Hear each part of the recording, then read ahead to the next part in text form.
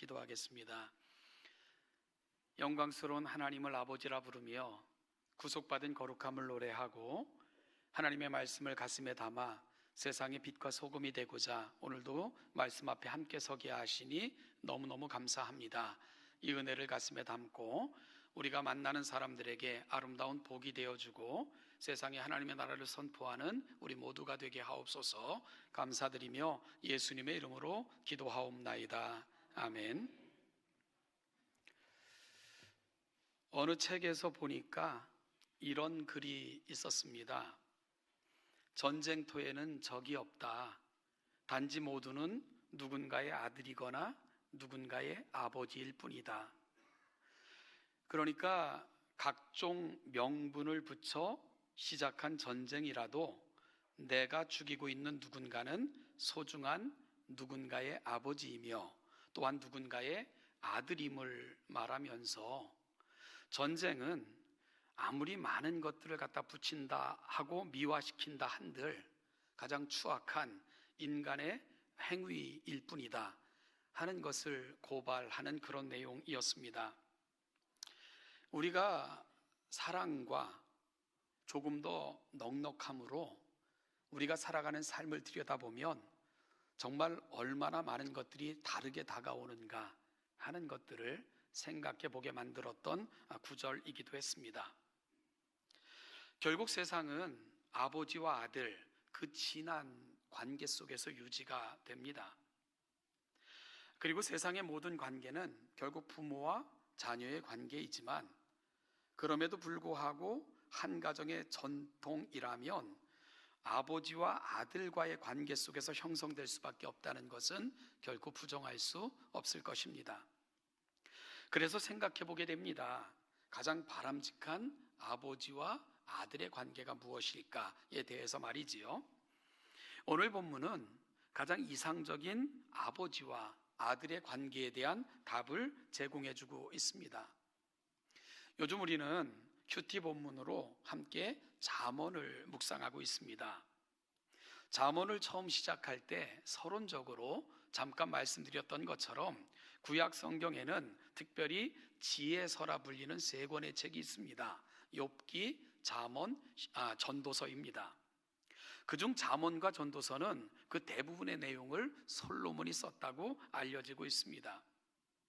같은 지혜시의 범주에 속하지만 그럼에도 불구하고 그 대상과 내용은 조금씩 차이가 있죠.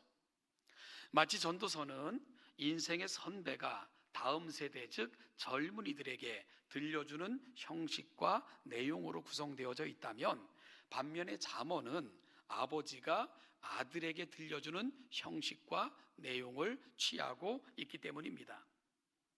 그러니까 전도서를 통해서는 이제 본격적인 인생을 준비하는 젊은이들이 무엇을 삶의 가치와 본질로 삼고 살아가야 되는가 하는 것을 교훈하고 있다면 잠언은 우리 자녀들이 평안하고 형통하고 존귀한 인생으로 살려면 무엇을 기억하며 살아야 되는가를 들려주는 소중한 지혜를 담고 있는 책입니다. 그래서 요즘 우리가 함께 큐티 본문으로 삼고 있는 잠언은요 1장 1절에서 다윗의 아들 솔로몬의 잠언이라고 저자를 밝힌 후 2절부터 8절까지는 잠언을 쓴 이유를 대략적으로 밝히고 있습니다. 그러니까 잠언의 서론에 해당되는 부분이지요.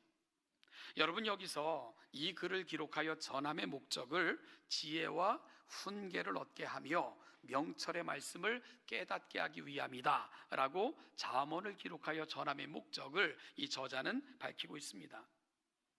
그리고 본격적으로 자녀들이 알아야 될 지혜와 명철의 구체적인 항목들을 8절 이하에서 다루기 시작하는데요, 그 시작이 내 아들아 라고 호칭하면서 시작이 됩니다.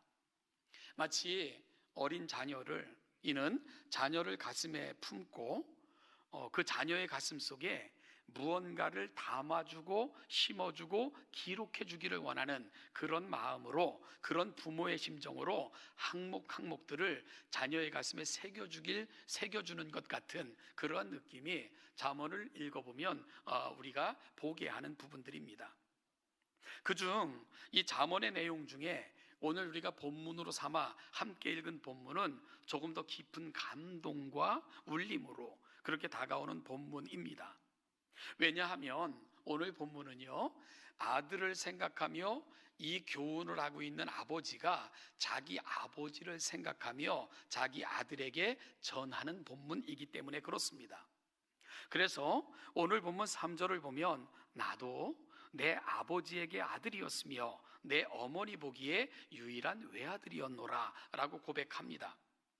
여기서 외아들이라는 말은 아들이 자신 하나밖에 없었다라는 말이기보다는 내 어머니에게 나도 비교할 수 없는 가장 소중하고 귀한 아들이었다 하는 의미로 해석을 하는 것이 맞을 듯합니다.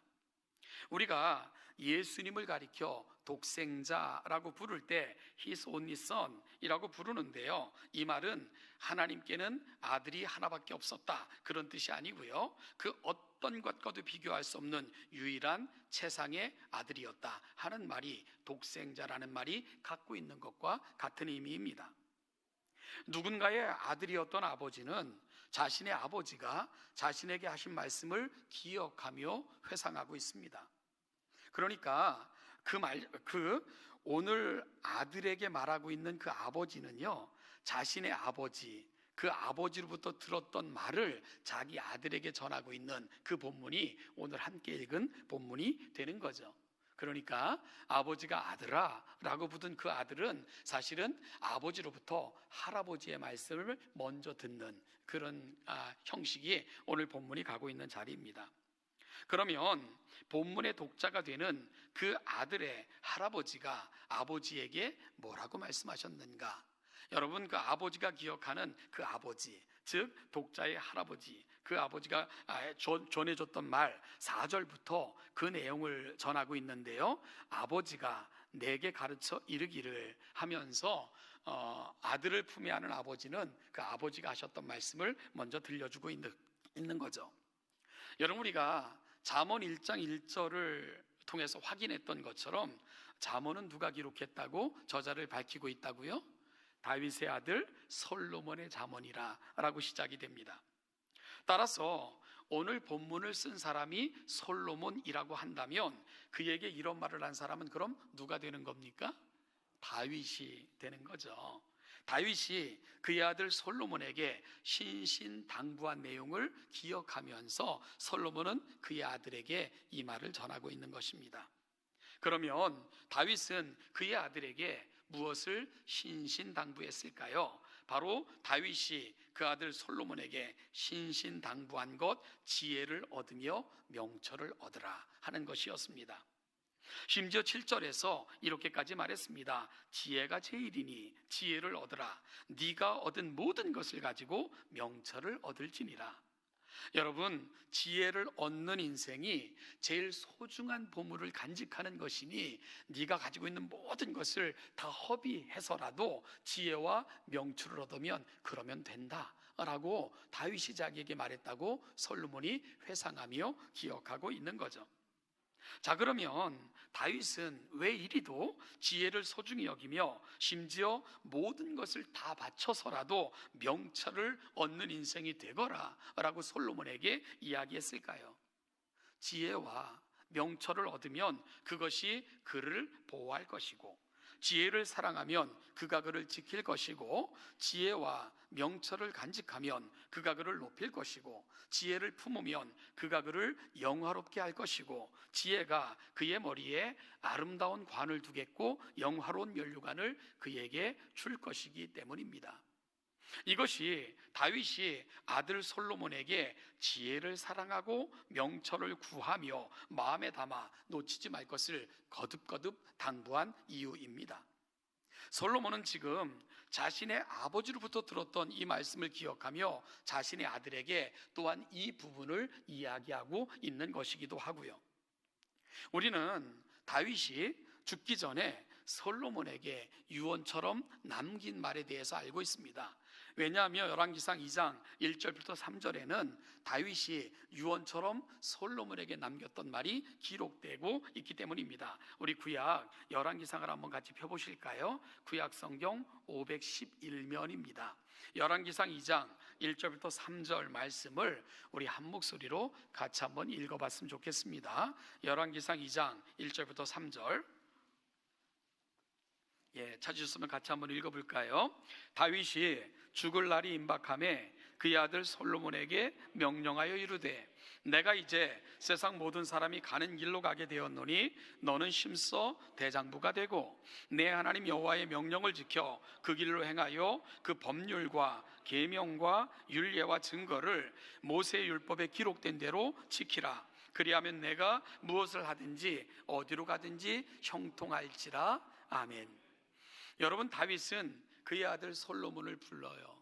그러고 말하기를, 내가 이제 세상 모든 사람들이 가는 길로 가게 되었다. 즉 자신의 죽음이 임박했음을 다윗은 직감한 거죠. 그러면서 솔로몬에게 무엇을 부탁합니까? 솔로몬아, 너에게 형통한 길을 알려줄게, 가슴에 담아라 하고 유언하고 있는 겁니다.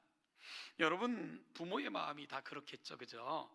자신은 떠나도 두고 떠나는 자녀들이 이 땅에서 형통한 삶을 살기를 바라는 것, 어찌 보면 이것은 한결같은 부모의 마음일 것입니다.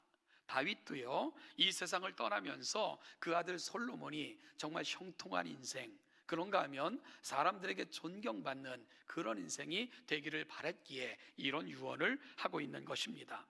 여러분, 그렇다면 다윗이 죽기 직전 솔로몬에게 네 인생이 형통하게 되는 방법을 알려줄게 하고 제시한 형통케 되는 길, 그것이 무엇입니까? 너는 주 너의 하나님의 명령을 지키고 여호와의 율법에 기록된 대로 주의 법률과 계명, 주의 율례와 주의 증거의 말씀을 지켜 주께서 지시하신 그 길을 걸어가라 라고 부탁하고 있습니다.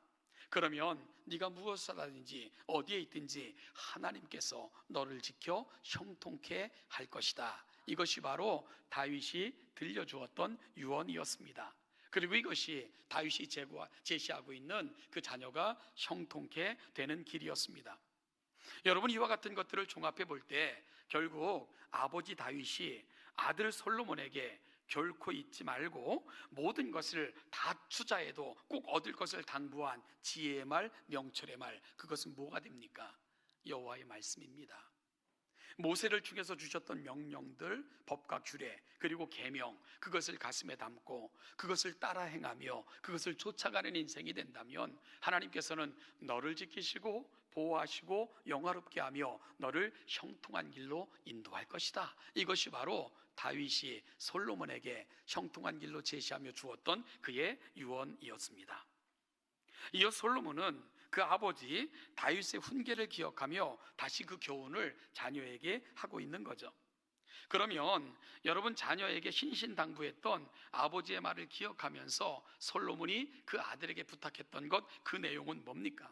솔로몬 역시 그 자녀가 형통케 되기를 소망하며 이 마음을 전하고 있었을 것입니다. 그것은 뭐냐 하면 바로 그 자녀가 하나님 앞에서 형통한 인생, 정말 존귀케 되는 인생, 그것이 바로 솔로몬이 그 아버지의 말을 기억하며 그 아버지의 마음을 알았기에 똑같은 마음으로 그 자녀에게 형통케 되는 길을 제시하고 있는 것입니다. 그것이 바로 오늘 본문이 가고 있는 자리이죠. 어찌 보면 세대가 바뀌고 세월이 바뀌어도 변하지 않는 것, 그것은 어찌 보면 부모님들의 마음일 것이기 때문입니다. 제가 아주 좋아하는 시가 하나 있는데요, 이창건 씨의 어머니라는 시입니다. 이창건 씨는 아동문학가로 알려져 있는 분인데요, 그 시 이렇습니다. 할아버지 사셨을 적부터 어머님은 광주리 하나로 살림을 맡았습니다.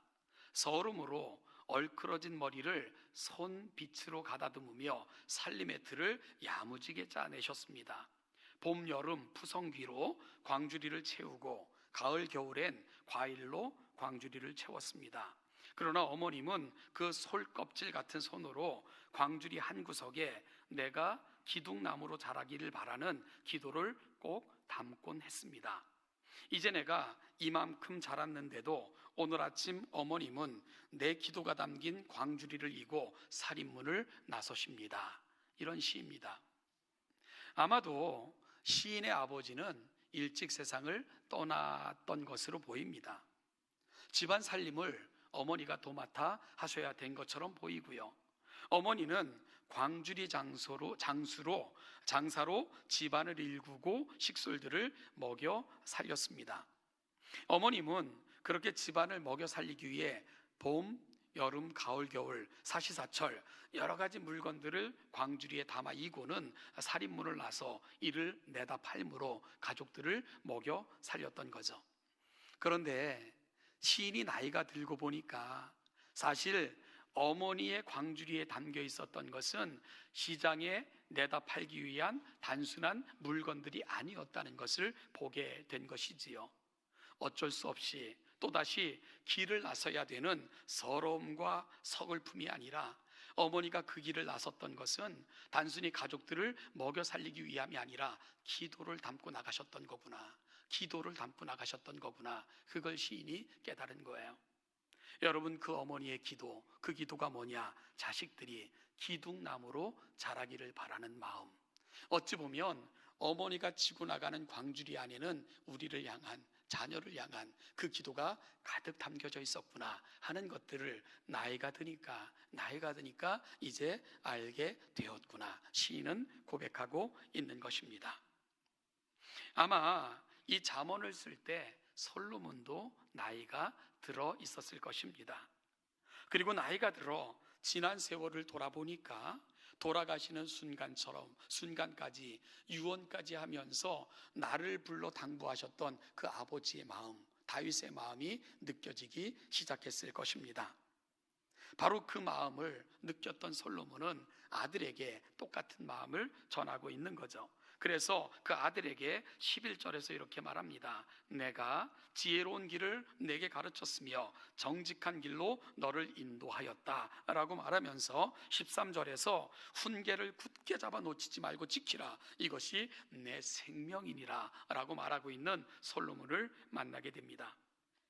여러분, 솔로몬 살면서 얼마나 많은 사람들이 태어나고 떠나고 또 살고 사라지는 그 많은 순간들을 보았겠습니까?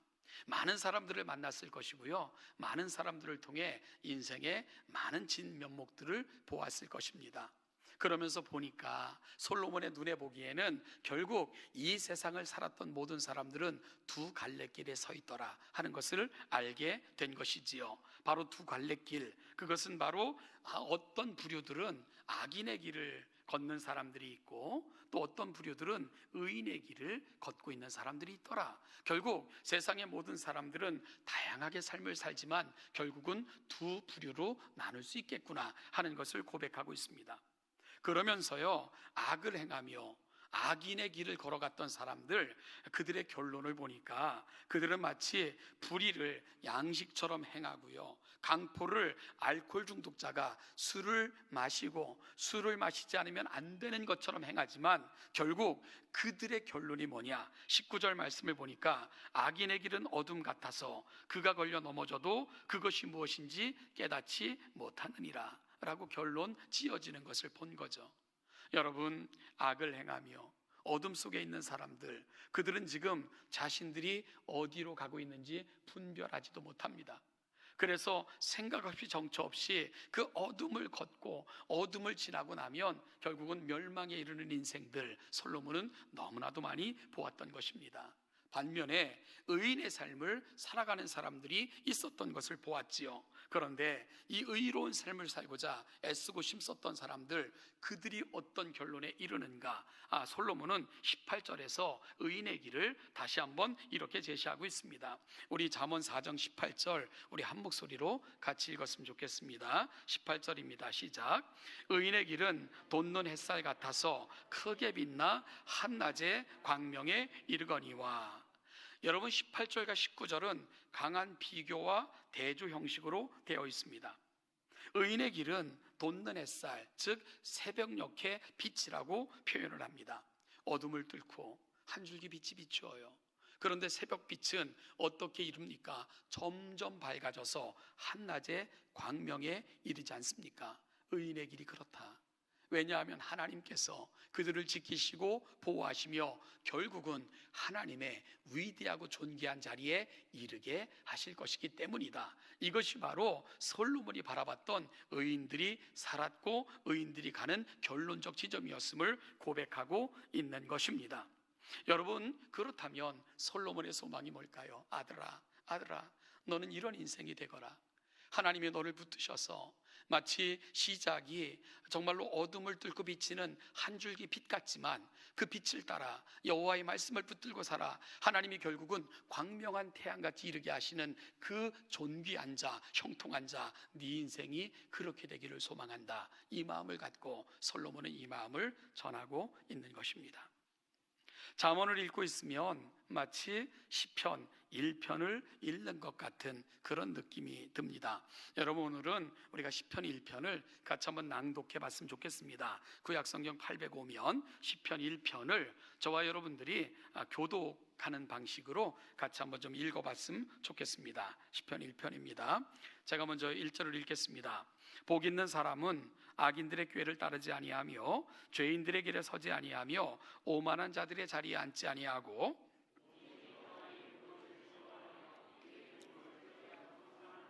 그는 시냇가에 심은 나무가 철을 따라 열매를 맺으며 그 잎사귀가 마르지 아니함 같으니 그가 하는 모든 일이 다 형통하리로다. 그러므로 악인들은 심판을 견디지 못하며 죄인들이 의인들의 모임에 들지 못하리로다. 무릇 의인들의 길은 여호와께서 인정하시나 악인들의 길은 망하리로다. 아멘. 사랑하는 동천교회 성도 여러분, 우리는 코로나19라는 긴 터널을 지나왔고요, 아직도 해결되지 않은 어려움 가운데를 걷고 있는 것이 현실입니다. 그럼에도 불구하고 오늘 함께 모여 예배하는 마음을 주사 오늘 동천 온가족 출석주일로 정하여 이리 모이게 하신 것 너무너무 감사합니다. 저는 오늘 사랑하는 이 자리에 있는 우리 동천의 모든 가정들, 심령들이 시편 1편을 통해 또한 다윗이 솔로몬이 그 아들에게 가슴에 품고 전했던 것들, 정말 우리 모든 가정들이 시냇가에 심겨진 나무와 같은 가정들이 되시기를 주님의 이름으로 축복합니다. 시절을 쫓아 열매를 맞으며 그 잎사귀가 마르지 아니함 같은 가정, 우리 동천교회 가정들이 그런 가정들로 아름답게 세워져 대에서 대를 이어 여호와의 복이 임하고 점점 더 광명한 한낮에 빛에 이르게 하시는 하나님의 은혜가 임하시는 귀한 가정 되기를 주님의 이름으로 축복합니다. 여러분, 그러면 오늘 이 예배당문을 나서는 여러분의 머리에는 무엇을 이고 나가셔야 되겠습니까? 저는 사실 이 잠언을 읽으면서 전 좀 서운했어요. 왜냐하면 저는 아버지가 일찍 돌아가셨거든요. 그래서 저는 아버지로부터 아버지의 아버지가 아버지에게 하셨다는 말을 전해 듣지 못했습니다. 그럼에도 불구하고요, 저는 그럼에도 불구하고 괜찮아요. 왜냐하면 제가 살면서 지금까지 경험한 가장 소중하고 값진 것이 뭔가를 저는 알고 있거든요. 사랑하는 여러분, 여호와의 말씀을 읽었을 때, 그 말씀을 깨달았을 때 제 가슴은 뛰었습니다. 그 말씀이 너무 좋아서 목사가 되겠다 서원을 했고요, 그리고 그 말씀은 단 한 번도 저를 배신한 적이 없습니다. 말씀을 붙들고 살아오는 삶의 자리에서 그 말씀은 단 한 번도 저를 실망시킨 적이 없습니다. 지금도 하나님의 말씀을 들으면 가슴이 뛰고 그 말씀의 귀한 가치를 깨달으면 얼마나 좋은지 몰라요. 그래서 저는 그 어떤 것보다도 여호와의 말씀을 담고 여호와의 말씀을 따라 사는 것이 얼마나 복되고 행복한 인생인가를 저는 자신 있게 이야기할 수 있습니다. 그래서 저는 제 아버지로부터 그 어떤 교훈을 듣지 못했다 할지라도 제 자식들에게는 전해줄 교훈이 있어요. 그것은 여호와의 말씀을 붙들라는 것입니다. 여호와의 말씀 가운데 서라는 것입니다. 그 말씀을 네 삶의 가치로 삼고 모든 것을 다 바쳐서도 말씀을 얻을 수 있다면 그렇게 하라. 저는 저희 자녀에게도 자신 있게 그렇게 유언할 수 있을 것 같습니다. 사랑하는 동천교회 성도 여러분, 오늘 이 예배당 문을 나서시는 우리 사랑하는 부모들, 그 머리에는 바로 이 말씀에 대한 가치가 담겨 그 말씀이 우리 사랑하는 자녀들의 가슴에 담기고 그렇게 동천교회가 대서되리리여 시냇가에 심겨진 나무처럼 때를 따라 과실을 맺는 그 풍성한 복과 은혜가 임하는 가정, 그런 가정들로 아름답게 세워지기를 주님의 이름으로 축복합니다. 기도하겠습니다. 하나님 아버지, 은혜와 사랑을 감사합니다. 오늘 이 시간 우리를 불러 예배의 자리, 하나님의 영광스러운 은혜와 말씀 앞에 이르게 하신 것을 감사합니다. 하나님 아버지, 오늘 우리가 세상을 살아가면서 붙들어야 되는 것들, 놓치지 말아야 되는 것들, 세상이 바뀌어도 결코 바뀌지 않는 것들, 그것이 무엇인가를 깨닫고 그것이 지혜처럼 명철처럼 우리 가슴에 담겨지고 우리 자녀들의 삶의 표대가 되고 그렇게 하나님께서 보시기에 합당하여 복에 복을 더하시는 아름다운 가정들, 그런 가정들로 세워지는 우리 동천의 가정들이 되게 하여 주시옵소서. 모든 가정 위에 주의 복과 은혜를 더하시고 시냇가에 심겨진 나무가 시절을 쫓아 열매와 가시를 맺음 같이 우리 동천교회 가정들이 그리 세워지고 아름다운 열매와 형통의 복이 임하는 복된 가정들로 성장케 하여 주시옵소서. 감사드리며 예수님의 이름으로 기도하옵나이다. 아멘.